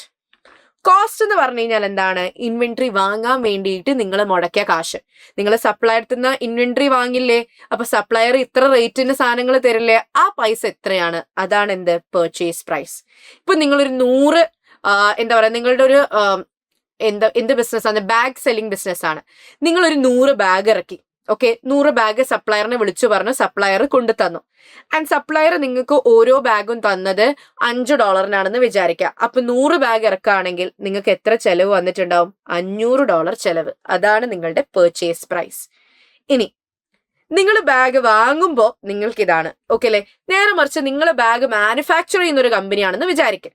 നിങ്ങൾ സ്വയം ബാഗ് ഉണ്ടാക്കുന്ന ഒരു കമ്പനിയാണെന്ന് വിചാരിക്കുക. അപ്പൊ നിങ്ങൾ ബാഗ് ഉണ്ടാക്കാനായിട്ട് നിങ്ങൾ ലേബേഴ്സിനെ കുറച്ച് കൊണ്ട് പണിയെടുപ്പിക്കും, നിങ്ങൾ അതിനാവശ്യമുള്ള മെറ്റീരിയൽസ് കൊണ്ടുവരും. ഇതിനൊക്കെ ഒരു ചെലവുണ്ടാവില്ലേ? ആ ചെലവുകളൊക്കെ ഒറ്റ വാക്കിൽ വിളിക്കുന്ന പേരാണ് conversion cost. So conversion cost കൂടുതലും എങ്ങനെയുള്ള കമ്പനീസിനായിരിക്കും ഉണ്ടാവുക? മാനുഫാക്ചറിങ്. അതായത് നിങ്ങൾ ബാഗിന്റെ മെറ്റീരിയൽസ് വാങ്ങി കൊണ്ടുവന്നു, അതിന് ലേബറിനെ നിങ്ങൾ ഇരുത്തി അവരെ കൊണ്ട് പണിയെടുപ്പിച്ചു, അവർക്ക് വേജസ് കൊടുക്കണം. അപ്പൊ ഇതൊക്കെ കൂട്ടിയിട്ടുള്ള ഒരു ചെലവിനെയാണ് കൺവേർഷൻ കോസ്റ്റ് എന്ന് പറയാ. സോ ഈ കൺവേർഷൻ കോസ്റ്റ് കൂടുതലും മാനുഫാക്ചറിങ് കമ്പനികൾക്ക് ഉണ്ടാവുക, ട്രേഡിംഗ് കമ്പനീസിനല്ല. സോ അതൊക്കെ ഉണ്ടെങ്കിൽ അതൊക്കെ ഈ കോസ്റ്റിന്റെ ഭാഗമാവും. ഫോർ എക്സാമ്പിൾ കൺവേർഷൻ കോസ്റ്റ് ഒരു 50 ഉണ്ടെന്ന് വിചാരിക്കാം. സോ നേരത്തെ നമ്മൾ പറഞ്ഞ പെർച്ചേസ് കോസ്റ്റ് 500, കൺവേർഷൻ കോസ്റ്റ് ഒരു 50 ഉണ്ടെന്ന് വിചാരിക്കുക. ഇനി അത് കൂടാതെ നിങ്ങൾ ഈ പറയണ ഇൻവെന്ററീസ് ഇറക്കുന്ന സമയത്ത് നിങ്ങൾക്ക് അവിടെ നിന്ന് ഇങ്ങോട്ടേക്ക് സപ്ലയറിന്റെ വെയർഹൗസിൽ നിന്ന് ആ 100 ബാഗുകൾ നമ്മളുടെ വെയർഹൗസിലേക്ക് എത്തിക്കാൻ വേണ്ടിയിട്ട് ഒരു ട്രക്ക് അല്ലെങ്കിൽ ഒരു ലോറി അതിലോട്ട് കൊണ്ടുവരേണ്ടി വന്നു. അപ്പൊ ട്രാൻസ്പോർട്ടേഷൻ ചെലവ്. ഇനി നിങ്ങൾ നിങ്ങളുടെ ബാഗ് ഇറക്കുന്നത് പുറമുള്ള രാജ്യത്തു നിന്നാണ് ഇമ്പോർട്ട് ചെയ്യുന്നതാണെങ്കിൽ ഇമ്പോർട്ട് ഡ്യൂട്ടി, ടാക്സ് ഇതൊക്കെ അടക്കണം. അത്തരത്തിലുള്ള ഡയറക്റ്റ് ചെലവുകളൊക്കെ ഫോർ എക്സാമ്പിൾ ഒരു 200 വന്നു എന്ന് വിചാരിക്കാം. അതായത് നിങ്ങൾ അപ്പുറത്തുനിന്ന് നിങ്ങൾ ഇമ്പോർട്ടഡ് ബാഗ്സ് ആണ്, അപ്പൊ അവിടെ അവിടുന്ന് കൊണ്ടുവരുമ്പോൾ ഇമ്പോർട്ടിന്റെ ടാക്സ്, ട്രാൻസ്പോർട്ടേഷൻ, ഈ ചെലവുകളൊക്കെ വന്നു. അതൊക്കെ $200 ആണെന്ന് വിചാരിക്കാം. ഇനി നിങ്ങൾ ആ സപ്ലയറിന്റെ സ്ഥിരം പെർച്ചേസർ ആയതുകൊണ്ട് തന്നെ നിങ്ങൾ ആ സപ്ലയറിന് സ്ഥിരം നിങ്ങൾ അവരുടെ നിന്നാണ് ബാഗ് വാങ്ങുക. അതുകൊണ്ട് നിങ്ങൾക്ക് ഒരു ഡിസ്കൗണ്ട് എന്ന് പറഞ്ഞ എന്താ? നിങ്ങൾക്കൊരു $100 ഡിസ്കൗണ്ട് തരാന്ന് പറഞ്ഞു. നിങ്ങൾ എന്റെ സ്ഥിരം കസ്റ്റമർ ആണ് എന്ന് പറഞ്ഞിട്ട് സപ്ലയർ പറഞ്ഞു, നിങ്ങൾ ഈ 100 ബാഗിന് എന്ത് ചെയ്യേണ്ട, ഇത്രയും പൈസ തരേണ്ട, ഒരു $100 ഡിസ്കൗണ്ട് എടുത്തു എന്ന് പറഞ്ഞാൽ ഇൻ ടോട്ടൽ എത്ര പൈസ കൊടുത്തിട്ടാണ് നിങ്ങൾ ആ ഫുൾ ബാഗുകൾ ഇവിടെ ഇറക്കി വെച്ചത്? 500 അത് വാങ്ങാനുള്ള വില, 50 അഥവാ കൺവേർഷൻ കോസ്റ്റ് ഉണ്ടെങ്കിൽ അത് ഇങ്ങോട്ടേക്ക് എത്തിക്കാനായിട്ട് വന്ന $200 ചെലവും, പിന്നെ അതൊക്കെ അതിൽ നിന്നൊക്കെ ഒരു $100 ഡിസ്കൗണ്ടും കിട്ടി. So 500 plus 50 that is 550 plus 200 which is 750. പിന്നെ 750ൽ നിന്ന് 100 കുറച്ച് തന്നു, സോ which is 650. സോ അങ്ങനെയാണെങ്കിൽ നിങ്ങളുടെ കോസ്റ്റ് എത്രയാണ്? 650. അതായത് ഇൻവെന്ററി ആദ്യമായിട്ട് ഇറക്കാനായിട്ട് ഇനീഷ്യലി ഇൻവെന്ററിയുടെ ഓപ്പണിംഗ് ബാലൻസ് എത്രയാണ്?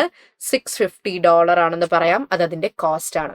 സോ കോസ്റ്റ് എന്ന് പറയുമ്പോൾ അത് വാങ്ങാനുള്ള വില, വിച്ച് ഇസ് പർച്ചേസ് പ്രൈസ്, അത് conversion cost, any direct cost and minus trade discount. ഇനി ഈ ഡയറക്ട് കോസ്റ്റിന്റെ കുറച്ച് എക്സാമ്പിൾസ് ആണ് ഞാൻ പറഞ്ഞത്. എന്തൊക്കെ? ഇമ്പോർട്ട് ചെയ്യുമ്പോൾ അടയ്ക്കേണ്ടി വരുന്ന ഇമ്പോർട്ട് ഡ്യൂട്ടി, ഇമ്പോർട്ട് ചെയ്യുമ്പോൾ അടയ്ക്കേണ്ടി വരുന്ന എന്തൊക്കെ? ഇമ്പോർട്ട് ഡ്യൂട്ടി അല്ലെങ്കിൽ ഇമ്പോർട്ട് ടാക്സ്, പിന്നെ ട്രാൻസ്പോർട്ടേഷൻ ചെലവ്, സപ്ലയറുടെ സ്ഥലത്ത് നിന്ന് നമ്മുടെ സ്ഥലത്തേക്ക് എത്തിക്കാൻ വേണ്ടിയുള്ള ട്രാൻസ്പോർട്ടേഷൻ ചെലവ്, അതിനെയാണ് എന്ത് പറയാ? Carriage inwards. സപ്ലയറുടെ സ്ഥലത്ത് നിന്ന് ആ സാധനങ്ങൾ ഇങ്ങോട്ടേക്ക് എത്തിക്കാൻ വരുന്ന ഫിഗർ ക്യാരേജ് ഇൻവേർട്സ്. അങ്ങനത്തെ പല ചെലവുകളേക്ക് നമ്മൾ എനി ഡയറക്ട് കോസ്റ്റ് എന്നാ പറയാ. ഇതൊക്കെ നമ്മൾ ആഡ് ചെയ്ത് ട്രേഡ് ഡിസ്കൗണ്ട് ഉണ്ടെങ്കിൽ കുറച്ചാലും നമുക്ക് കിട്ടുന്ന ഫിഗറിനെയാണ് നമ്മൾ ഇൻവെന്ററിയുടെ ഓപ്പണിംഗ് ബാലൻസ് അല്ലെങ്കിൽ കോസ്റ്റ് ഇനീഷ്യൽ മെഷർമെന്റ് എന്ന് പറയാം. ഇനി തുടക്കത്തിൽ മാത്രം ഇൻവെന്ററി കൊണ്ടുവന്നാൽ മാത്രം കണക്ക് വെച്ചാൽ പോരാ. ഇൻ ബിറ്റ്വീൻ കച്ചവടമൊക്കെ നടന്നതിന് ശേഷം ഇയർ എൻഡ്, അതായത് കൊല്ലവസാനം എത്ര ബാക്കിയുണ്ട് എന്നും കൂടി അറിയണം. നമ്മൾ ഇൻവെന്ററി വിൽക്കാനായിട്ട് വാങ്ങിക്കൊണ്ടതാണ്. ഈ വർഷം ഇതിൽ നിന്ന് കുറെ ഇൻവെന്ററീസ് വിൽക്കും, ഇടയ്ക്ക് വെച്ച് നിങ്ങൾ വീണ്ടും കുറെ സാധനങ്ങൾ വാങ്ങും, അങ്ങനെ കുറെ കണക്കുകൾ വരും. ഇയർ എൻഡ്, അതായത് കൊല്ല അവസാനം ഒരു കമ്പനിയുടെ ഇയർ എൻഡ് 12 മാസത്തെ ഗ്യാപ്പിലൊക്കെ നമ്മൾ എന്ത് ചെയ്യേണ്ടി വരും? ഈ ഇൻവെന്ററിയുടെ കണക്ക് വീണ്ടും എടുക്കണം. അതിനെയാണ് നമ്മൾ എന്ത് പറയാ? Closing balance of inventory. Year എൻഡിലും നമ്മൾ വീണ്ടും എന്ത് വെക്കാനുണ്ട്? ഒരു കണക്കെടുക്കാനുണ്ട്. That is called as closing balance of inventory. ഈ ഇയർ എൻഡിലുള്ള മെഷർമെന്റ് ബേസിക്കലി നമ്മളുടെ ഫിനാൻഷ്യൽ റിപ്പോർട്ടുകൾ അതായത് ഫിനാൻഷ്യൽ സ്റ്റേറ്റ്മെന്റ് പ്രിപ്പയർ ചെയ്യാൻ വേണ്ടിയിട്ട് ഹെൽപ്പ് ചെയ്യും.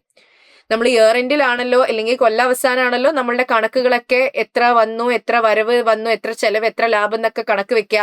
ആ ഫിനാൻഷ്യൽ സ്റ്റേറ്റ്മെന്റ് പ്രിപ്പറേഷന് ആവശ്യമാണ് എന്ത്? ഈ ക്ലോസിംഗ് ബാലൻസ് ഓഫ് ഇൻവെന്ററി. അതിനാണ് ഇയർ എൻഡിൽ വീണ്ടും നിങ്ങൾ മെഷർ ചെയ്യുന്നത്. ആൻഡ് ഇയർ എൻഡിൽ വീണ്ടും ഇൻവെന്ററി മെഷർ ചെയ്യുമ്പോൾ നിങ്ങൾ ഫോളോ ചെയ്യേണ്ട rule number which is lower of cost or NRV എന്നുള്ള റൂള്. നിങ്ങൾ ഇയർ എൻഡിൽ മെഷർമെന്റ് ചെയ്യുന്ന സമയത്ത് പാലിക്കേണ്ട ഒരു റൂളാണ് lower of cost or NRV എന്നുള്ള റൂൾ. സംഭവം എത്രയേ ഉള്ളൂ, നിങ്ങൾ ഈ പറയുന്ന നിങ്ങളുടെ അവസാനം നിങ്ങളുടെ ഇൻവെന്ററി ഇൻ ബിറ്റ്വീന് കുറെ വിറ്റു, കുറച്ച് ബാക്കിയായി, അങ്ങനെയൊക്കെ വരുമല്ലോ. ആ നിങ്ങളുടെ കയ്യിൽ ബാക്കിയായിട്ട് വിൽക്കാതെ ഇപ്പോഴും ബാക്കിയായിട്ട് കിടക്കുന്ന ഇൻവെന്ററി ഉണ്ടാവല്ലോ, അതിനെയാണ് നമ്മൾ എന്ത് പറയാ? ആ വിൽക്കാനായിട്ട് ബാക്കി കിടക്കുന്ന ഇൻവെന്ററി ഉണ്ടാവല്ലോ, അതിനെയാണ് ക്ലോസിംഗ് ബാലൻസ് ഓഫ് ഇൻവെന്ററി എന്ന് പറയാ.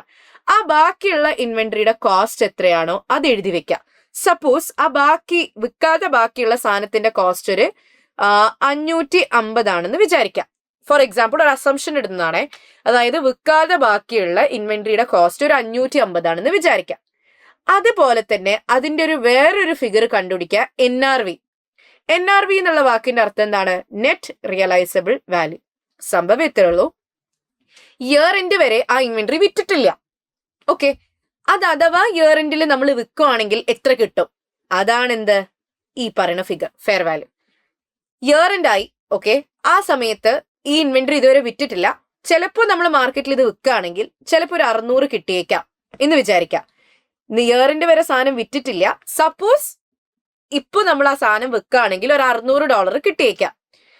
പക്ഷെ അത് വിൽക്കുന്നതിന്റെ കൂടെ കുറച്ച് ചെലവുകളുണ്ട്, അതായത് അതിന്റെ പാക്കേജിങ്ങും അങ്ങനത്തെ കുറെ ചെലവുകളൊക്കെ ആയിട്ട് ആ ചെലവുകളെയൊക്കെ ഒരു $20 ആണെന്ന് വിചാരിക്കുക. പിന്നെ അതുകൂടാതെ തന്നെ കുറച്ച് എക്സ്ട്രാ ചെലവുകളുണ്ട്. അതുകൂടാതെ തന്നെ ആ ഒരു സെയില് പൂർത്തിയാക്കാനായിട്ട് ഒരു $10 എക്സ്ട്രാ ചെലവും കൂടി ഉണ്ടെങ്കിൽ നെറ്റ് ആയിട്ട് എത്ര എമൗണ്ട് ആണ് കിട്ടുക? ഇപ്പൊ അത് വിൽക്കുകയാണെങ്കിൽ, എൻഡിൽ വിൽക്കുകയാണെങ്കിൽ 600-ൽ നിന്ന് 20-ഉം 10-ന്റെയും ചെലവ് മൈനസ് ചെയ്തിട്ടായിരിക്കും കിട്ടുക. വിച്ച് മീൻസ് 600 മൈനസ് 30 എത്രയായിരിക്കും? 570 അല്ലെ? സോ 600-ൽ നിന്ന് 20-യും 10 ആയ കോസ്റ്റുകൾ മൈനസ് ചെയ്തിട്ട് നിങ്ങൾക്ക് നെറ്റ് ആയിട്ട് എത്ര കിട്ടത്തുള്ളൂ? 570. And 570 is called as net realisable value. സോ എങ്ങനെയാണ് നെറ്റ് റിയലൈസബിൾ വാല്യൂ കണ്ടെത്തുക? ഫെയർ വാല്യൂവിൽ നിന്ന് കോസ്റ്റ് സെല്ലും കോസ്റ്റ് കംപ്ലീറ്റ് എന്ന് പറഞ്ഞിട്ട് തന്ന ഫിഗേഴ്സ് മൈനസ് ചെയ്താൽ നിങ്ങൾക്ക് കിട്ടുന്ന ബാലൻസ് ഉണ്ടല്ലോ, അതിനെയാണ് എന്ത് വിളിക്കുക? Net realisable value. സോ ഇവിടെ നെറ്റ് റിയലൈസബിൾ വാല്യൂ നമ്മൾ എത്രയാണ് കണ്ടെത്തിയിട്ടുള്ളത്? $570. സോ NRV എന്ന് പറഞ്ഞിട്ട് നമ്മൾ $570 ആണ് കണ്ടെത്തിയിട്ടുള്ളത്. ഇനി ഇതിൽ ഏറ്റവും ലോവർ ഫിഗർ ആണ് എടുക്കേണ്ടത്. കോസ്റ്റ് 550 ആണുള്ളത്, NRV 570 ആണ്. അപ്പൊ ഇതിൽ ലോവർ ഏതാണ്? 550 ആണ്. ആ 550 എന്നുള്ള amount ആണ് നിങ്ങൾ ഏത് ഇൻവെന്ററിക്ക് എഴുതേണ്ടത്? Closing balance of inventory. So നിങ്ങളുടെ ഓപ്പണിംഗ് ബാലൻസ് ഓഫ് ഇൻവെന്ററി കിടന്നത് 650ലും നിങ്ങളുടെ ക്ലോസിംഗ് ബാലൻസ് ഓഫ് ഇൻവെന്ററിയുടെ വാല്യൂ എത്രയിലേക്ക് മാറുന്നുണ്ട് എൻ്റെ ആകുമ്പോഴത്തേക്ക്? 550. വൈ? ബിക്കോസ് ഇൻ ബിറ്റ്വീൻ കുറെ കച്ചവടങ്ങൾ നടന്നു, കുറെ പെർച്ചേസുകൾ നടന്നു, അങ്ങനെ കുറെ മാറ്റങ്ങൾ സംഭവിച്ചുകൊണ്ട് ഇയർ എൻഡിൽ ഇനി നിങ്ങളുടെ കയ്യിൽ വിൽക്കാതെ ബാക്കിയുള്ള ഇൻവെന്ററിയുടെ വാല്യൂ എത്രയാണ്? 550. സോ ഇയർ എൻഡിൽ നിങ്ങളുടെ ഇൻവെന്ററിയുടെ ഫിഗർ എത്രയാണ് നിങ്ങൾ ബുക്കിൽ കാണിക്കുക?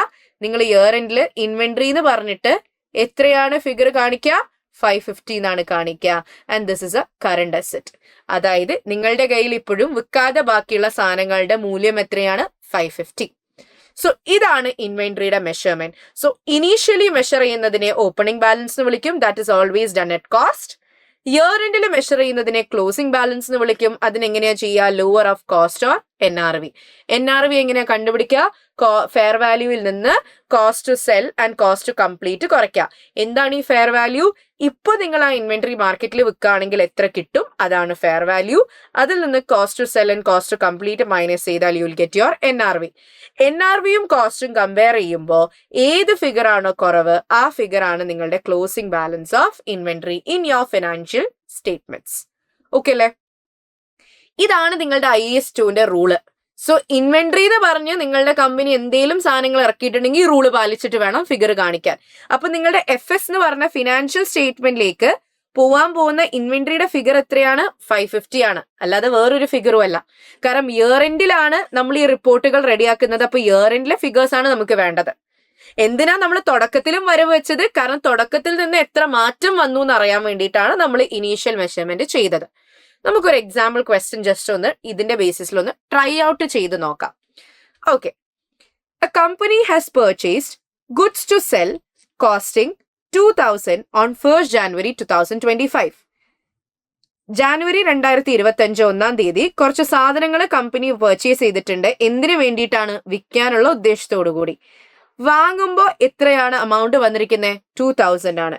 സോ നമുക്കറിയാം 1st January 2025 അവരത് വാങ്ങിയതെന്ന് പറയുമ്പോൾ they are actually talking about which measurement? Initial measurement. അപ്പോൾ ഓപ്പണിംഗ് ബാലൻസ് എന്നാണ് അവർ ഉദ്ദേശിച്ചത്. അപ്പോൾ ഓപ്പണിംഗ് ബാലൻസ് ഓഫ് ഇൻവെന്ററി എത്രയിലാണ് കിടപ്പുള്ളത്? അത് വാങ്ങി അതിന്റെ കോസ്റ്റ് അല്ലേ? അതിന്റെ കോസ്റ്റ് എത്രയാണെന്ന് പറഞ്ഞിട്ടുണ്ട്? $2000. ഇനി the fair value of the goods on 31st December 2025 is 8,000 and the goods shall be sold after incurring an extra cost of 1,500 for the extra packaging to be done.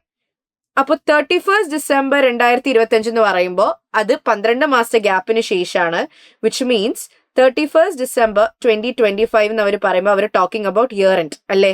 അതിനെയാണ് എന്ത് പറയാ നമ്മൾ? Year end measurement. Okay, year end measurement എന്ന് പറയുമ്പോൾ actually നമ്മൾ കണ്ടുപിടിക്കാൻ പോകുന്നത് എന്താണ്? Closing balance of inventory. പക്ഷെ നമ്മൾ പഠിച്ചത് എന്താണ്? As per rule closing balance of inventory എന്ന് പറഞ്ഞിട്ട് നമ്മൾ എന്താ കാണിക്കേണ്ടത്? ഇസ് ഈക്വൽ ടു ഏത് ഫിഗർ ആണ് നമ്മൾ കാണിക്കണമെന്ന് പഠിച്ചിട്ടുള്ളത്? ക്ലോസിംഗ് ബാലൻസ് ഓഫ് ഇൻവെന്ററി എന്ന് പറഞ്ഞിട്ട് ലോവർ ഓഫ്, നമ്മൾ പഠിച്ച റൂൾ എന്താണ്? Lower of cost or NRV റൂളാണ് നമ്മൾ പഠിച്ചിട്ടുള്ളത് അല്ലേ? So lower of cost. Okay, cost എത്രയിലാ കിടക്കുന്നത്? 2000 തന്നെയാണ്. കാരണം നമ്മൾ അതിനല്ലേ വാങ്ങിയത്. സോ 2000 ആണ് കോസ്റ്റ്. NRV എങ്ങനെ കണ്ടുപിടിക്കുക? ഫെയർ വാല്യൂവിൽ നിന്ന് കോസ്റ്റ് ടു സെല്ലും കോസ്റ്റ് ടു കംപ്ലീറ്റ്. എന്താ ഈ ഫെയർ വാല്യൂ? ഇപ്പൊ വിറ്റാ കിട്ടുന്നത്. So fair value at year end തന്നിട്ടുണ്ട് ഡയറക്ട്ലി 8,000. സോ നിങ്ങൾക്കറിയാം 8,000 ആണ് fair value minus cost to sell. Extra packaging ചെയ്താൽ അത് വിൽക്കാൻ പറ്റുള്ളൂ. So minus 1,500 minus cost to complete എന്ന് പറഞ്ഞിട്ട് ഒരു ഫിഗറും കാണുന്നില്ല. സോ 8000 നിന്ന് 1500 നമ്മൾ എന്ത് ചെയ്യാൻ പോവാണ്? മൈനസ് ചെയ്യാൻ പോവാണ്. സോ 8000 നിന്ന് 1500 നമ്മൾ മൈനസ് ചെയ്താൽ നമ്മൾ ഫെയർ വാല്യൂവിൽ നിന്ന് 8000 നിന്ന് we are going to minus 1,500. എത്ര കിട്ടും നമുക്ക്? 6,500.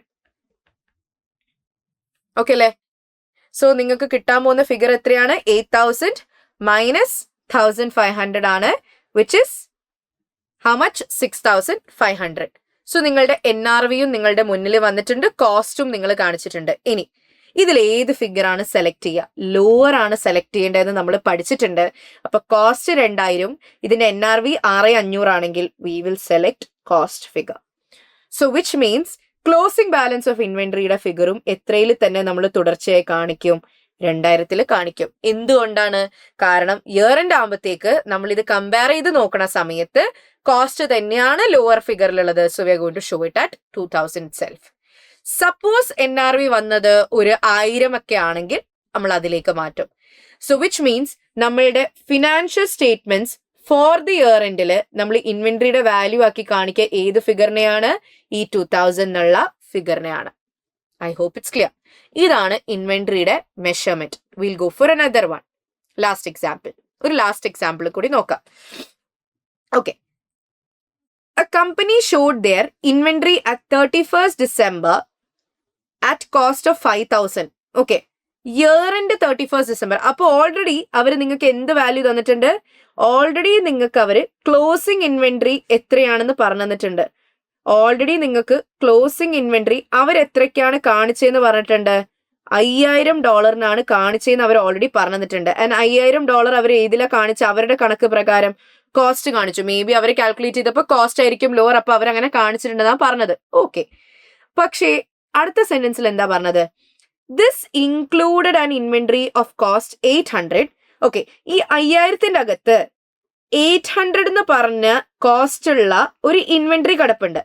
ഈ 5000 എന്ന് പറഞ്ഞ ടോട്ടലിന്റെ അകത്ത് 800 കോസ്റ്റ് വരുന്ന ഒരു ഐറ്റം ഉണ്ട്. അത് ഡാമേജ്ഡ് ആയിരുന്നു. ഡാമേജ്ഡ് ആയാല് നമുക്ക് വലിയ വിലക്കൊന്നും വിൽക്കാൻ പറ്റില്ല. നമ്മൾ ചെറിയ വിലക്ക് കോംപ്രമൈസ് ചെയ്ത് വിൽക്കേണ്ടി വരും. അത് ഡാമേജ്ഡ് ആയതുകൊണ്ട് തന്നെ അത് മാർക്കറ്റിൽ വിൽക്കുകയാണെങ്കിൽ എത്രയ്ക്കേ വിൽക്കാൻ പറ്റുള്ളൂ? 600. അതിനെയാണ് നമ്മൾ എന്ത് വാല്യൂ എന്ന് വിളിക്കുക? Fair value. സോ അത് വിൽക്കുകയാണെങ്കിൽ നമുക്ക് എത്ര വാല്യൂവിനെ വിൽക്കാൻ പറ്റത്തുള്ളൂ? 600നെ വിൽക്കാൻ പറ്റത്തുള്ളൂ. ആൻഡ് അത് 600നും വിൽക്കണമെങ്കിൽ 100ന്റെ ഒരു എക്സ്ട്രാ റിപ്പയർ വർക്ക് നടത്തണം. അപ്പൊ 600ഉം കിട്ടില്ല, പകരം നമുക്കൊരു $100 ചെലവാക്കേണ്ടിയിരിക്കുന്നു. അപ്പൊ നെറ്റായിട്ട് എത്ര കിട്ടത്തുള്ളൂ? $500 നിങ്ങൾക്ക് കിട്ടത്തുള്ളൂ. സോ എന്താ സംഭവം? 5000ത്തില് 800ന്റെ ഒരു സാധനം കിടപ്പുണ്ട്. ആ 800ന്റെ സാധനം ഡാമേജ് ആയതുകൊണ്ട് തന്നെ 800 കിട്ടത്തില്ല, പകരം 600 കിട്ടത്തുള്ളൂ. പക്ഷെ 600ഉം കിട്ടില്ല, അതിന്റെ മേലെ എഗെയിൻ 100 ചെലവാക്കണം. സോ ഇൻ ടോട്ടൽ 500 കിട്ടത്തുള്ളൂ. ഓക്കെ അല്ലേ? നിങ്ങളോട് ചോദിച്ചിരിക്കുന്നത് എന്താണ്? What value shall be shown as the closing inventory? ഇപ്പൊ കറന്റ്ലി കാണിച്ചിരിക്കുന്ന ക്ലോസിംഗ് ഇൻവെന്ററി 5000 അത് കറക്റ്റ് ആണോ? അല്ല. എന്തുകൊണ്ട്? ഈ 5000ല് 800 എന്ന് പറഞ്ഞ കോസ്റ്റിലുള്ള ഒരു ഐറ്റം ഇൻക്ലൂഡഡാ. അതിന് ആക്ച്വലി നമുക്ക് 800ൽ കാണിക്കാൻ പറ്റത്തില്ല. വൈ? കാരണം നമ്മൾ പഠിച്ച റൂൾ എന്താണ്? ക്ലോസിംഗ് ഇൻവെന്ററിയെ നമ്മൾ വാല്യൂ ചെയ്യേണ്ടത് ഏതിലാണെന്ന് നമ്മൾ പഠിച്ചിട്ടുണ്ട്. ലോവർ ഓഫ് കോസ്റ്റ് ഓർ NRVയിലാണ് കാണിക്കേണ്ടത്. ആ ഡാമേജ് ആയ ഐറ്റത്തിന്റെ കോസ്റ്റ് എത്രയാണ്? 800. പക്ഷെ അത് വിറ്റ് എത്രേ കിട്ടുള്ളൂ? ഇൻ ടോട്ടൽ 500 മാത്രമേ കിട്ടത്തുള്ളൂ. സോ ആക്ച്വലി നമ്മൾ ഈ ഫിഗറിലാണ് കാണിക്കേണ്ടത്. പക്ഷെ ഈ കമ്പനി ഏത് ഫിഗറിലാണ് അത് കാണിച്ചിട്ടുള്ളത്? 800ലാണ് കാണിച്ചിട്ടുള്ളത്. സോ അത് തെറ്റില്ലേ? അത് തിരുത്തണം. എങ്ങനെ? ഈ 5000ന്റെ അകത്ത് ഈ 800 ഉണ്ട്, അതിനെ അവിടെ നിന്ന് എടുത്ത് കളഞ്ഞ് പകരം ആരെയാണ് നിങ്ങൾ അവിടെ കറക്റ്റ് ആയിട്ട് കാൽക്കുലേറ്റ് ചെയ്യേണ്ടത്? 500നെ. സോ എങ്ങനെയാണ് നിങ്ങൾ ക്ലോസിംഗ് ഇൻവെന്ററിയെ കാൽക്കുലേറ്റ് ചെയ്യുക? ക്ലോസിംഗ് ഇൻവെന്ററിന്റെ കറക്റ്റ് ഫിഗർ എങ്ങനെയാണ്? Closing inventory is equal to 5000 ആണ് ഉള്ളത്, അതിൽ 800 തെറ്റായി അവർ ഉൾപ്പെടുത്തിയിട്ടുണ്ട്, അത് എടുത്ത് മാറ്റുക. എന്നിട്ട് അതിലേക്ക് ശരിയായ ഫിഗർ കയറ്റുക, വിച്ച് ഇസ് 500. സോ എന്താ നമ്മൾ ചെയ്തത്? 5000ൽ നിന്ന് തെറ്റായ ഫിഗർ എടുത്ത് കളഞ്ഞ് ശരിയായ 500 കയറ്റിയാല് എത്രയാണ് നിങ്ങളുടെ റിവൈസ്ഡ് ആയിട്ടുള്ള ക്ലോസിംഗ് ഇൻവെന്ററി? 4700. ഇതാണ് നിങ്ങളുടെ കറക്റ്റ് ആയിട്ട് നിങ്ങൾ കാണിക്കേണ്ട ക്ലോസിംഗ് ഇൻവെന്ററി ഫിഗർ. ആൻഡ് ഇതാണ് നിങ്ങളുടെ ഫിനാൻഷ്യൽ സ്റ്റേറ്റ്മെന്റ്സിലേക്ക് പോവാൻ പോകുന്ന ഫിഗർ. ക്ലിയർ? 5000 എന്നുള്ള ക്ലോസിംഗ് ഇൻവെന്ററിയെ നമ്മൾ എന്ത് ചെയ്തിട്ടുണ്ട്? അഡ്ജസ്റ്റ് ചെയ്തിട്ട് അതിനെ 4700ലേക്ക് ആക്കി. എന്തുകൊണ്ട് അഡ്ജസ്റ്റ് ചെയ്തു? ബിക്കോസ് അതിൽ പെട്ടിരിക്കുന്ന ഒരു ഇൻവെന്ററി ഡാമേജ്ഡ് ആയതുകൊണ്ട് തന്നെ അതിന് 800ൽ നമുക്ക് കാണിക്കാൻ പറ്റില്ല, അതിന്റെ വാല്യൂ കുറഞ്ഞു. Because you have to show it as lower of cost or NRV. And അതിന് NRV വരുന്നത് 500 ആയതുകൊണ്ട് തന്നെ 800 മാറ്റി 500 ആണ് കാണിക്കേണ്ടത്. സോ 5000ൽ നിന്ന് 800 റിമൂവ് ചെയ്തു, 500 കാണിച്ചു. ഇതാണ് നിങ്ങളുടെ closing inventory valuation which is required in FR paper. So ഇതൊരു വളരെ ബേസിക് ആയിട്ടുള്ള ഒരു സ്റ്റാൻഡേർഡ് ആയിരുന്ന ഒരു റൂൾ ആയിരുന്നു. I hope the standard was clear. ഇതേപോലെ തന്നെ നിങ്ങൾക്ക് പല സ്റ്റാൻഡേർഡ്സും പഠിക്കാനുണ്ട്, പല ഐറ്റത്തിനും പല റൂളുകൾ പഠിക്കാനുണ്ട്. ഇത് അതിലൊന്ന് മാത്രമാണ്. സോ FR എന്നുള്ള ഈ സ്കിൽ പേപ്പറിൽ നിങ്ങൾ ഈ റൂൾസ് ഒക്കെ പഠിച്ച് നിങ്ങൾ ഫൈനലി ആ സ്റ്റേറ്റ്മെന്റ് പ്രിപ്പയർ ചെയ്ത് അതിനെ ഇന്റർപ്രിറ്റ് ചെയ്യുന്ന ഒരു വർക്കാണ് നമുക്ക് ഈ പേപ്പറിലുള്ളത്. So I hope you understood whatever has been done till now. ഇതിനൊരു എക്സ്റ്റെൻഡഡ് വേർഷൻ ആയിരിക്കും ക്ലാസ്സസ് നമ്മൾ ഫിനാൻഷ്യൽ റിപ്പോർട്ടിംഗ് പേപ്പറിൽ കവർ ചെയ്യുക. So that's it. Thank you so much.